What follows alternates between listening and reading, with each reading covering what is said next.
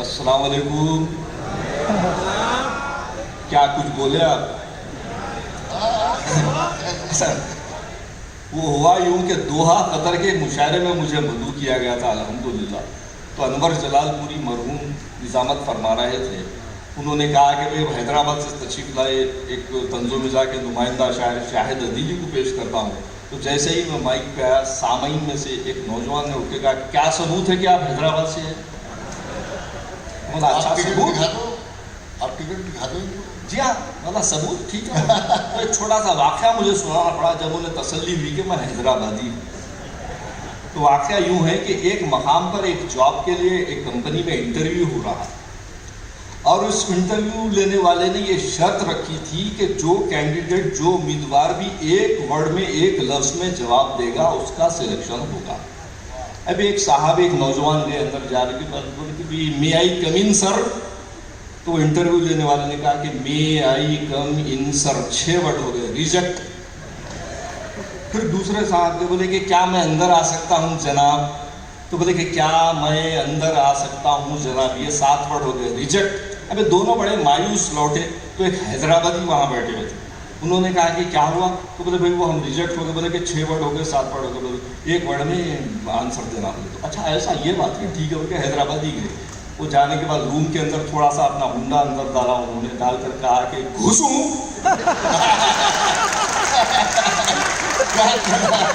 واہ واہ واہ. اچھا ہے اچھا. تو اب میں یہ چاہتا ہوں کہ اب آپ لوگوں کے دلوں میں گھس جاؤں.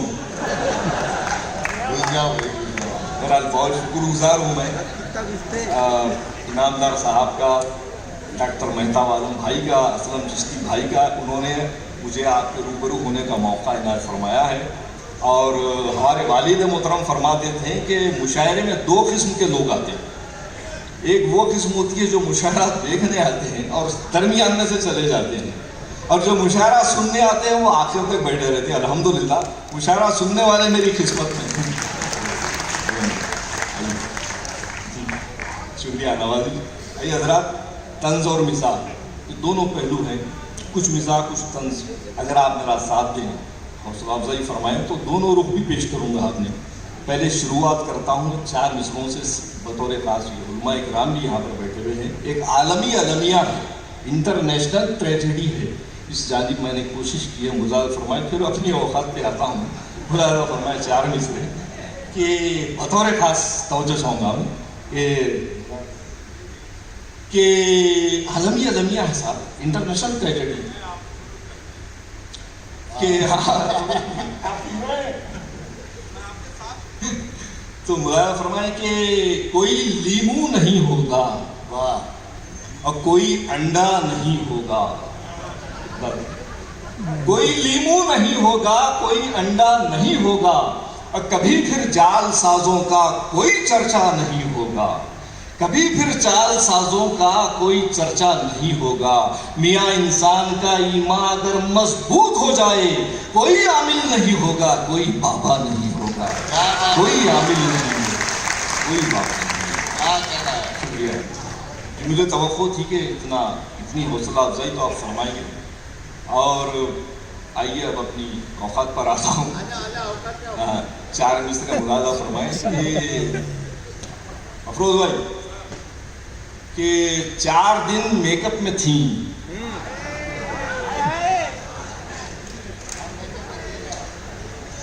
اچھا میک اپ بولتے ہی چتی خوشی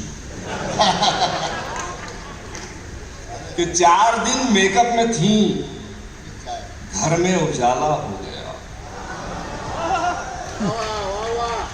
سن رہے نا,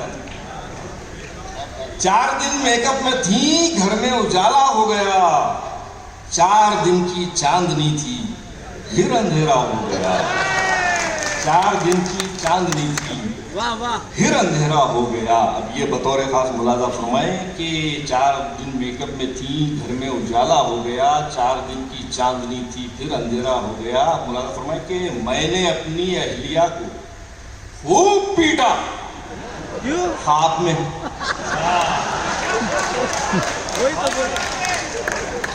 خواب میں پیٹنا بھی ہمت کی بات ہے. میں نے اپنی اہلیہ کو خوب پیٹا خواب میں، پھر ہوا بیدار جب میں، خواب الٹا ہو گیا۔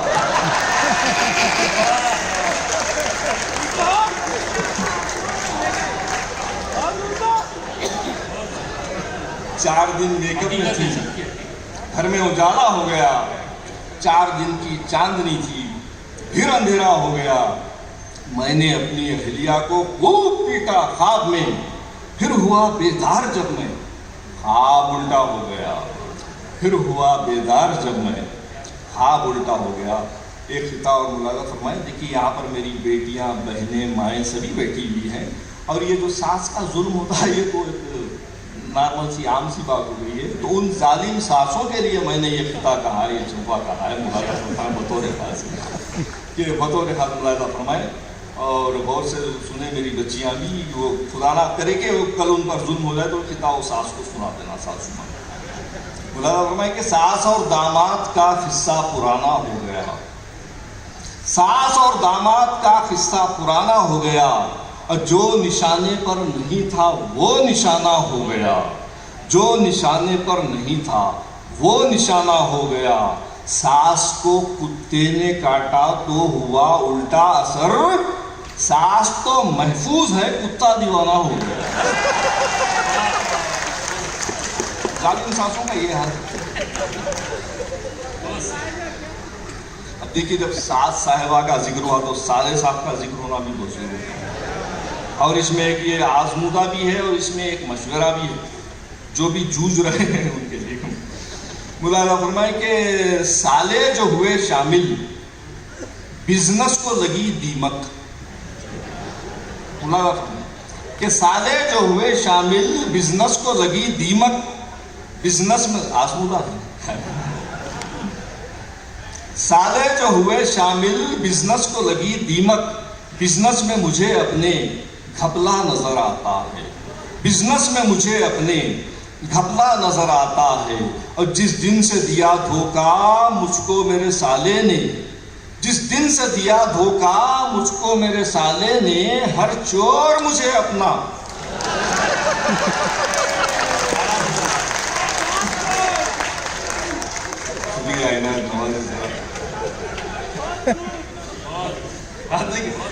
لگانا چاہیے نا، گرا ہونی چاہیے۔ بہت شکریہ، بڑی نوازش، آپ نے بڑا نوازا ہے۔ ایک بڑا نازک سا خطہ ہے اور یہ اکثر محبت پر پہنچتا نہیں ہے، لیکن مجھے امید ہے، یقین ہے کہ یہاں ضرور پہنچ جائے گا۔ ملاحظہ فرمائیں کہ لپسٹک پر جو مانگی رائے ان کی، انہیں بھی تجربہ اس کا بہت ہے۔ لپسٹک پر جو مانگی رائے ان کی، انہیں بھی تجربہ اس کا بہت ہے، اور لپسٹک پر ہے مولانا کی رائے کہ اس کا ذائقہ پھیکا بہت ہے۔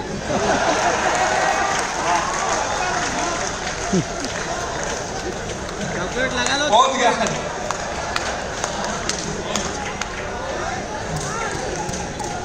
ایک اور مولانا پیش کروں کیا؟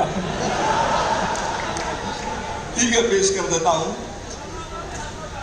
ہاں بنتا ہے، اور پھر ماشاءاللہ بہت دریا دل ہوتے ہیں مولانا۔ تو دیکھیے ایک ثبوت ہے دریا دلی کا، ایک 4 مصرے اور ملاحظہ فرمائے، اسلم بھائی نے حکم دیا ہے، ملاحظہ فرمائے کہ مولانا نے عقد کیے ہیں وہ بھی پورے فور، لیکن اب یہ لگتا ہے وہ چاروں سے ہیں بور۔ مولانا نے عقد کیے ہیں وہ بھی پورے فور، لیکن اب یہ لگتا ہے وہ چاروں سے ہیں بور۔ مولانا سے ہم نے پوچھا آخر وہ کیا چاہتے ہیں، مولانا سے ہم نے پوچھا آخر وہ کیا چاہتے ہیں، حسرت سے یہ مولانا سے ہم نے پوچھا آخر وہ کیا چاہتے ہیں۔ ہاں مولانا کا معاملہ ہے نا، بھول جانا۔ مولانا سے ہم نے پوچھا کہ مولانا سے ہم نے پوچھا آخر وہ کیا چاہتے ہیں، حسرت سے وہ کہنے لگے کہ یہ دل مانگے وہ یاد آ گیا۔ شکریہ، بڑی نوازش۔ ایک دو خطاب یہ بھی بطور خاص ملاحظہ فرمائیں۔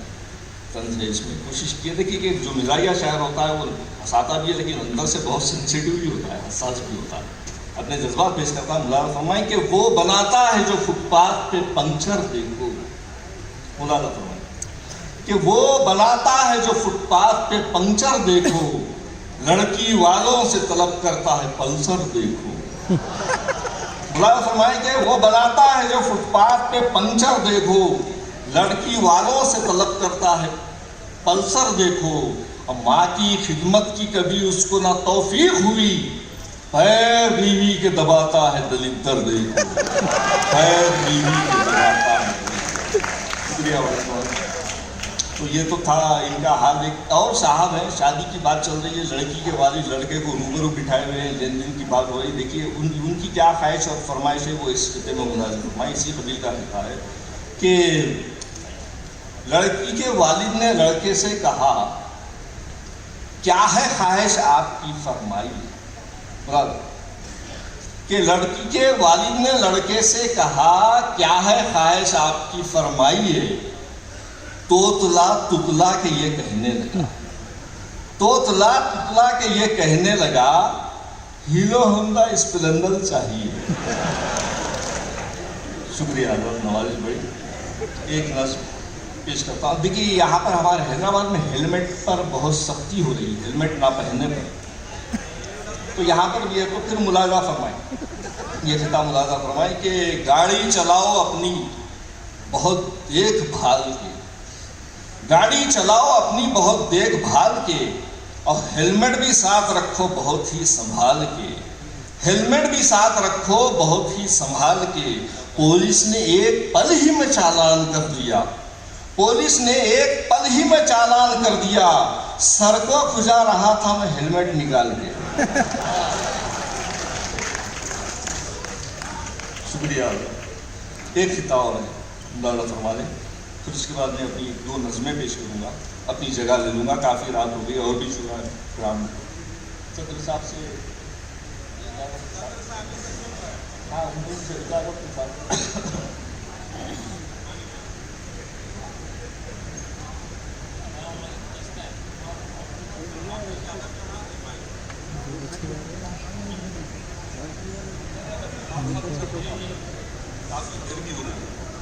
حضرات, 2 میری بہت اہم مزاحیہ نظمیں ہیں. اس سے قبل ایک نظم میری ملاحظہ فرما لیں اور حوصلہ افزائی اور دعائیں چاہوں گا کہ مولانا تشریف رکھیے نا. کہ اس نظم کا عنوان ہے موبائل دھماکہ. بطور خاص ملاحظہ, اختصار سے کام لے رہا ہوں اور بھی شورا کرام. یہ پہلے نظم ملاحظہ فرما لیں, اس کا عنوان ہے موبائل دھماکہ. بطور خاص کہ عرض کرتا ہوں کہ اصل میں قاضی نے عمر پوچھی جو دلہن کے باپ سے. واہ. قاضی نے عمر پوچھی جو دلہن کے باپ سے, شرمندگی سے باپ نے سر کو جھکا لیا. شرمندگی سے باپ نے سر کو جھکا لیا. کہنے لگا حضور کہ اب کیا بتاؤں میں, شرم آ رہی ہے مجھے خود اپنے آپ سے. 22 ہے نہ 20 ہے بس 11 سال ہے. 22 ہے نہ 20 ہے بس 11 سال ہے.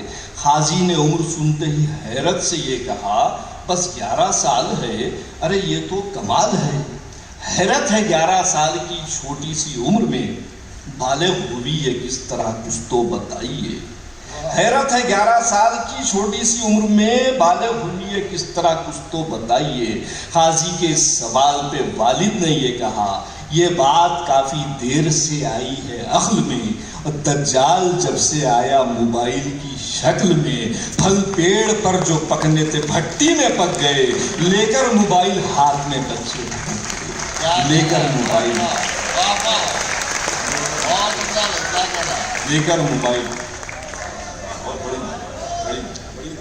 بڑی نوازش. آئیے حضرات اب 2 اور مختصر سی نظمیں اپنی بالکل خالص مزاج. یہ 2 نظمیں مجھے ایک ساتھ سنانی اس لیے لازمی ہے کہ پہلی نظم جب سناتا ہوں تو اب مشاعرے میں جو موجود ہماری بہنیں مائیں ہوتی ہیں وہ ناراض ہو جاتی ہیں کہ تم لوگ مزاحیہ شاعر ہمیشہ عورتوں کو نشانہ بناتے ہو. تو اس کے توڑ کے طور پر پھر مجھے دوسری نظم سنانی پڑتی ہے. پہلی نظم ہے, اس کا عنوان ہے خوشخبری. ملاحظہ فرمائیں کہ جمعہ کے روز گھر سے وہ مسجد چلا گیا. دیکھیے غور سے ملاحظہ، میں ایک مصرع بھی درمیان میں چھوڑ جائے تو پھر لطف نہیں آئے گا آپ کو. کہ جمعہ کے روز گھر سے وہ مسجد چلا گیا اور سیدھے نماز پڑھتے ہی پھر گھر کو آ گیا. داخل ہوا وہ جیسے ہی گھر میں خوشی خوشی، بیوی تھی اس کے سامنے اس کی کھڑی ہوئی، اور بیوی کو دیکھتے ہی گلے سے لگا لیا، مارے خوشی کے گود میں اس کو اٹھا لیا. فرتے خوشی سے بیوی کا چہرہ تھا لال لال. فوراً ہی اس نے کر دیا شوہر سے یہ سوال، مدت کے بعد آج کہو کیا ہوا تمہیں، محسوس کر رہی ہوں میں بدلا ہوا تمہیں. بیوی کے سوال پہ ایک لفظ بول اٹھا، خطبہ جو آج کا تھا وہ بیگم سنو ذرا. مسجد کے پیش امام نے خطبے میں یہ کہا، وہ شخص بعد مرنے کے جنت میں جائے گا تکلیف کو جو اپنی خوشی سے اٹھائے گا.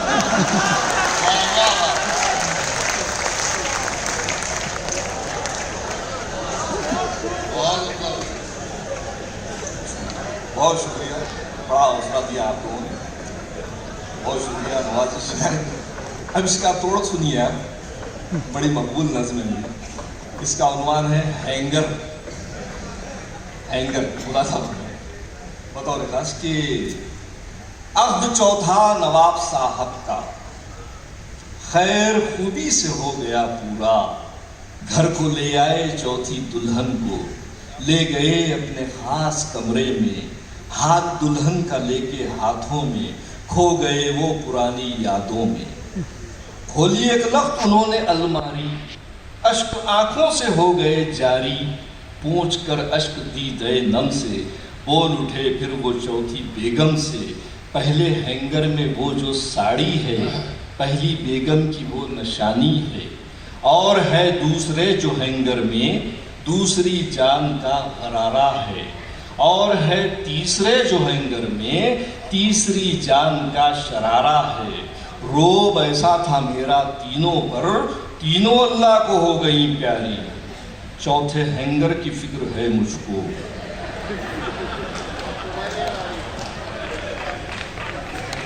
حشر اس کا نہ تینوں جیسا ہو. سن کے دلہن نے یہ کہا ان سے، فکر مت کیجئے میرے سرتاج، چوتھا ہینگر وہاں جو خالی ہے شیروانی لٹکنے والی ہے. واہ واہ واہ، کیا کہنا.